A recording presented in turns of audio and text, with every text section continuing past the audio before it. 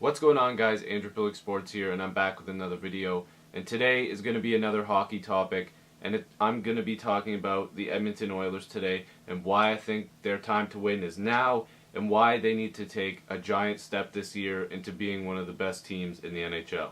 It's almost hard for me to even say one of the best teams in the NHL because looking at this roster, I still don't think they can get there.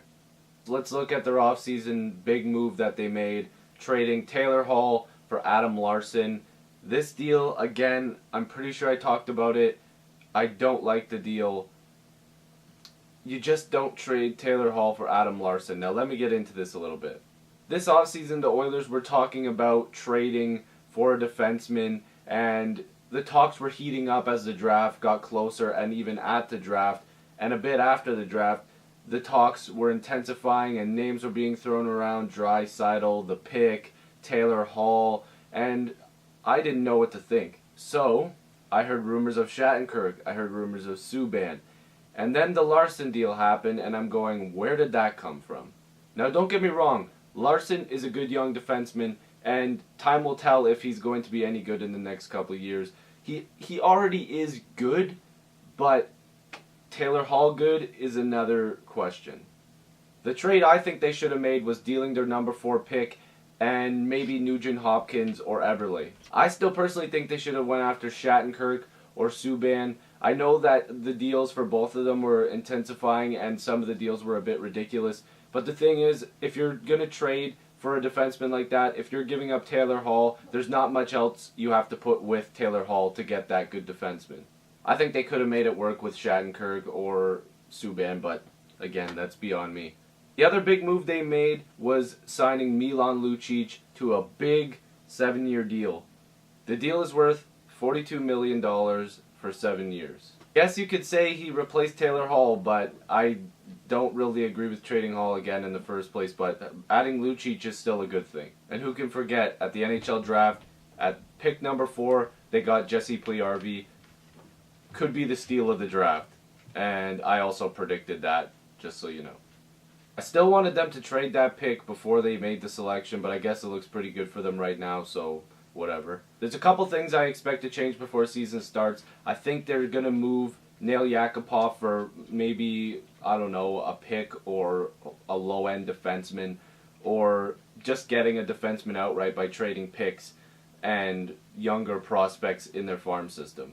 The Oilers have no time to acquire more picks or make more first top 5 selections because they need to win now with the guys they have. They don't want to go and pick another top 5 guy and wait for that guy to develop in 2-3 years. They should trade those picks for established NHLers, even if they're not high-end, super high-end NHLers. I think that they have enough picks and prospects to acquire decent NHL players. You're telling me the Oilers can't go out there and say we're shopping a couple firsts, a couple seconds, and a couple of our decent prospects in our minor league system. What do you got for us? Before I get into their defense, real quick, I want to run you through their offense because they have a pretty decent depth chart. Their first line is probably going to have Lucic and McDavid because McDavid is the franchise guy, and now you have Lucic to protect him on his wing, and they're both going to put up points, which is going to be really nice. Guys like Draisaitl, Nugent Hopkins, Eberle, guys that are going to put up points. I'm hoping for a bigger year from Draisaitl. I know it's a big step for him after taking a huge step last year. He's looking really good, and I think they found diamond in the rough with him as well. Guys like Maroon, Puljujarvi, and Pouliot are guys that are just going to fill out that roster, and it's going to look pretty nice. But at defense, they're still not good. Just because they got Larsson doesn't mean all the problems are solved. They need another 2 or 3 defensemen. They need to make a trade for another defenseman because having Larsson and Nurse is not good enough. Fane and Sekera are good defensemen, but not good enough where I'm looking at that and going, oh man, like this is a scary defensive core that I'm thinking it's going to shut down the league. No, it's not going to happen. Klefbom is a good defenseman. I like him, but again, they still need pieces to make sure that defensive core gets stronger on the boards and making good passes to get out of the zone. That's why they need veteran defensemen. I'm surprised they're not looking at different guys. There's a couple free agents left that they probably could just pick up just to fill a gap. And another offseason move they made was getting Gustafsson to back up Cam Talbot, and Cam Talbot actually had a pretty good year. I believe his goals against average was somewhere around 2.55, if I'm not mistaken. Pretty good year for the team he was on. Jonas Gustafsson will bring in a nice little veteran presence as a backup, even though he's not technically that much of a veteran. But anyways, it's a good move. I like it.